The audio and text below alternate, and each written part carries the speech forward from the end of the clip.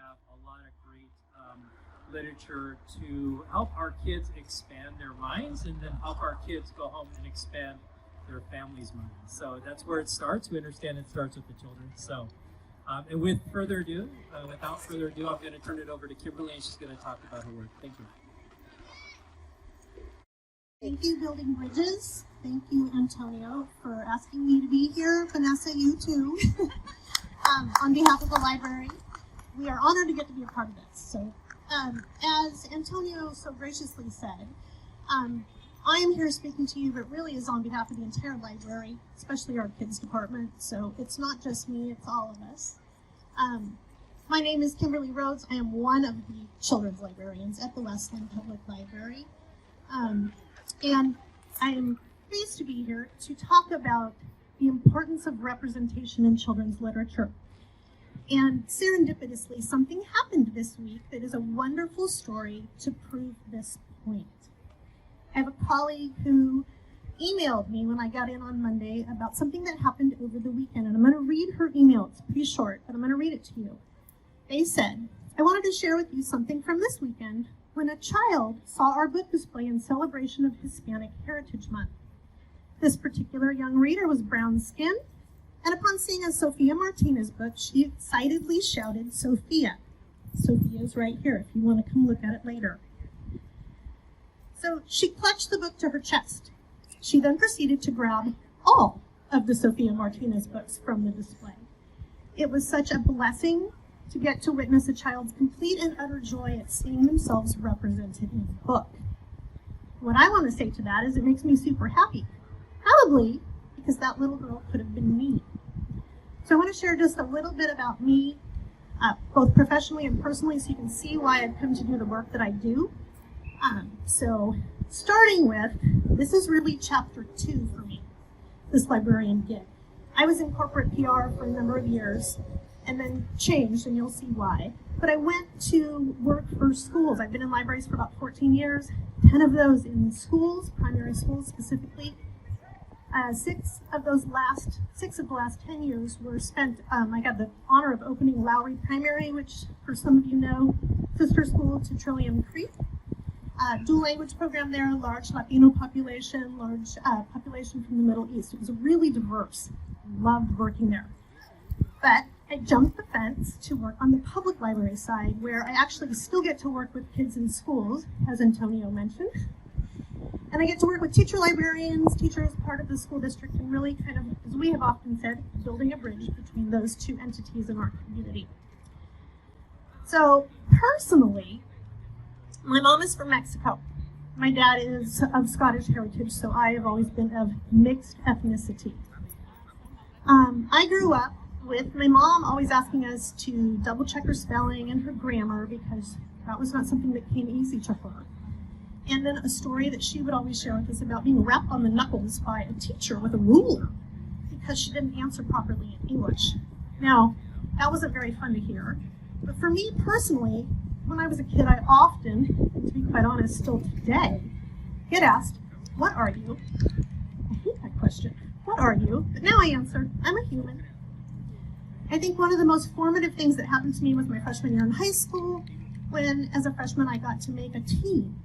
And one of my teammates' moms went to my coach and said to her, if you look at this team, Kimberly really stands out. She's a distraction and she should be removed. Okay, not fun to hear.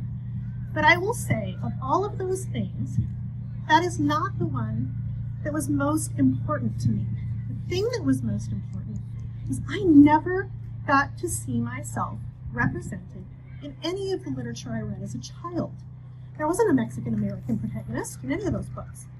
Not until I was an adult, when I saw Pam Munoz-Ryan's books, Becoming Naomi Leon and Esperanza Rising, did I see a Mexican-American young woman protagonist. Yes, love her. Okay. So, all that to say, I've always been a bookworm. And I had 2 kids, and started reading to them. And as any parent here knows, you can think one thing, and you have kids, and they change you. And so when I was looking at books while reading to my children, I looked at them very differently. I really saw how powerful children's books could be in the eyes of a child.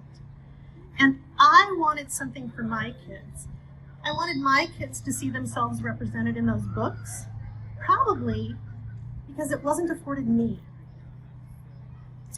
So when we moved to Bend, my kids were 3 and 6, I decided to change careers and then started obviously working in the library. And I have to say, if anyone knows me, Antonio's kids could attest to this, I love being a librarian. It is so fun. One of the things I love about being a librarian is finding books for kids that they're interested in, they're engaged in, that they're fun to read. But the thing, and if there's any psychologists here in the audience, you would probably say this is why I am doing the work that I'm doing. The thing that tugs at my heart that makes me most proud is getting to offer a fun and engaging book to a child that allows them to see themselves reflected in that book. So for me, that would have been Sophia Martinez. Okay, but enough about me.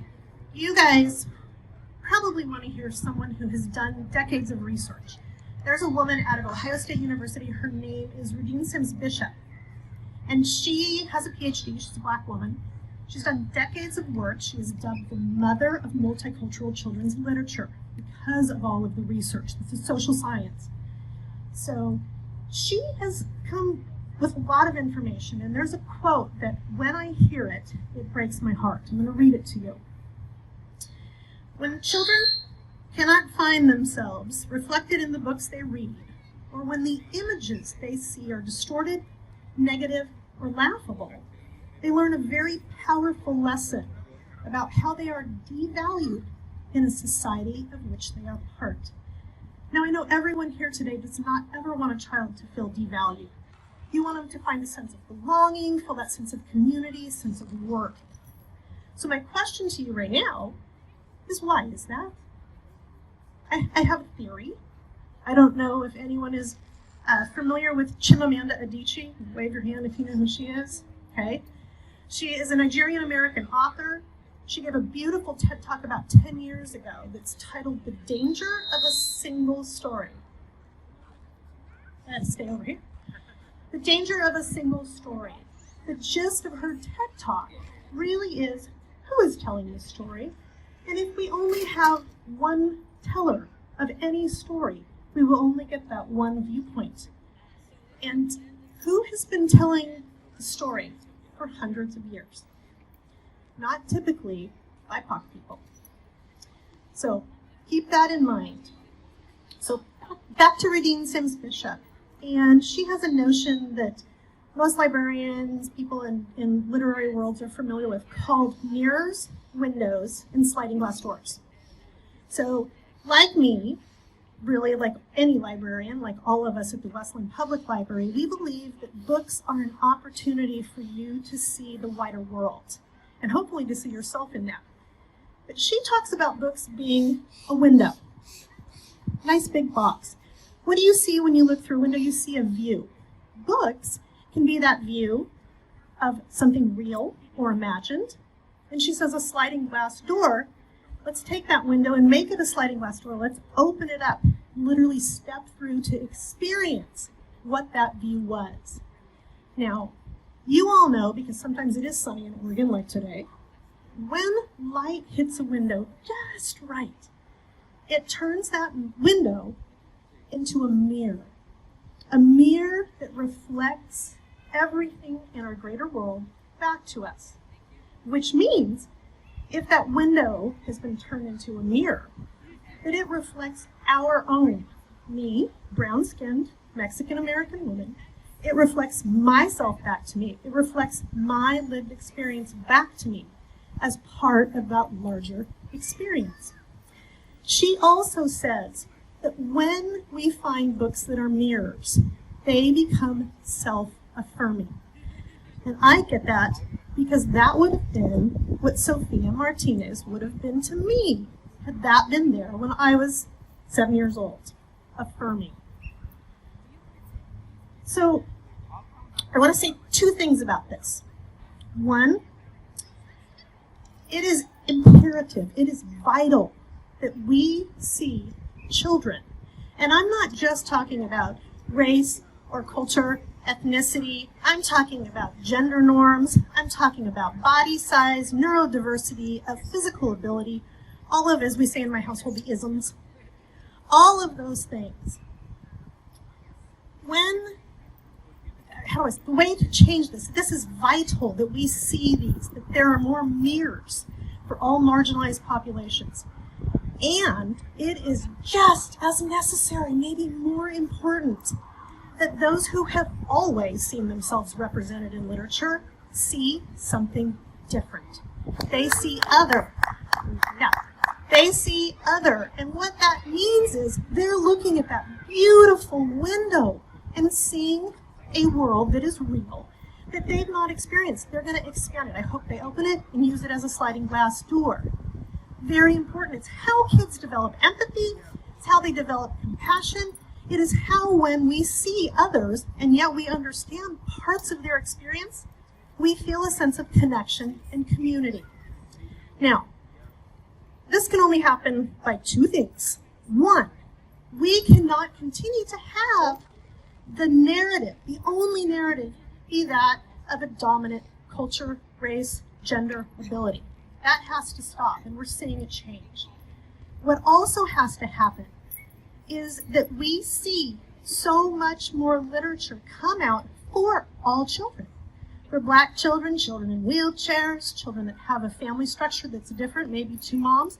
Once this starts to happen, and this is what's predominantly or partially, when we become a part of this in children's literature, then we become a normal part of the narrative. We are not a, oh then, or there's a book about. No, we become a normal part of the narrative. Now, I had an experience that kind of speaks to this a couple months ago. And I was helping a mom that came in asking for some books for her little one. She, I think, was second grade. And I asked what she liked. She told me, so we pulled the Itty Bitty Princess Kitty. Yes, it's charming. We pulled The Mighty Robot. And then I pulled Magnificent Makers. It's a mystery book, has kids on the cover. One's light-skinned, one's dark-skinned. So I hand her these. She looks at the one on the cover, on the top, I'm sorry. She looks at the one on the top and she says, oh, we're not Black. We don't need that one. Well, time stopped for me at that moment. How do I respond to that? And what I said was, yes, but you're not kitties and you're not robots either. And she said, okay, you're right. Big breath for me. But I think it was, I love that story because it allowed her to be reflective and to go, oh yeah, you're right. My kids aren't cats. My kids aren't robots. My kids aren't Black. But it's important that they see those perspectives. So I'm going to say one more quote by Rudine Sims Bishop. This is the one I love. It gives me some hope. It says, when there are enough books available that can act as both mirrors and windows for all children, they will then be able to celebrate both our similarities and our differences. So that is our hope. So I'm happy to say today in children's publishing, things have changed. We have so many diverse books that represent all kinds of children. It's lovely. We have a bunch of them. Sarah and Doug, please wave. Back there at our booth, you can check them out. You can get a library card if you don't have one. Happy to share those. And note that there are two kinds of books. There's nonfiction books where you're going to learn about race and culture and other things. Those are informative books. There's also fiction books. Now, I'll say those books about the subjects are important. I think it's even more important that we're seeing other books where you read about a character or when you open a book, you see a character that represents all kids. I've got some examples of those back here. From Left to Right, The Undefeated. It's an ode to Black Lives Matter by Call Me Alexander and Kadir Nelson. We've got Fry Bread, which is about Native American culture. It's a Nana making fry bread, and it has Native American art all through it. It's darling. Last Stop on Market Street, Milo Imagines the World, are both by Matt De La Pena, who we had here 2 years ago. We got to partner with our school district and have him. When you open up those books, you're going to see children of all kinds represented in Christian Robinson's art. It's beautiful. That's why we love them at the library. Okay, lastly, and I'm closing here. Lastly, I am going to ask each of you, especially you parents, you adults, I'm going to ask you to do something that we ask of children all the time. I'm going to ask you to notice. The next time you pick up a book, whether it's one that you're reading as a grown-up or one you're reading to your children, I want you to notice 3 things. 1, who is represented in that book? 2, who is telling the story? They're 2 big questions, and we're seeing it change for the better, in my opinion.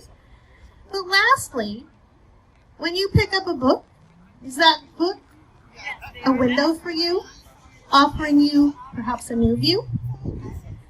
Are you going to open that sliding glass door, step through, and engage in that world? Or, hopefully, you may pick up a book, and that book is going to reflect you back and your experience in whatever it is you're reading. That book would be the beautiful mirror. All right, I think that's all I have for you guys. I'm happy to take questions if you have them.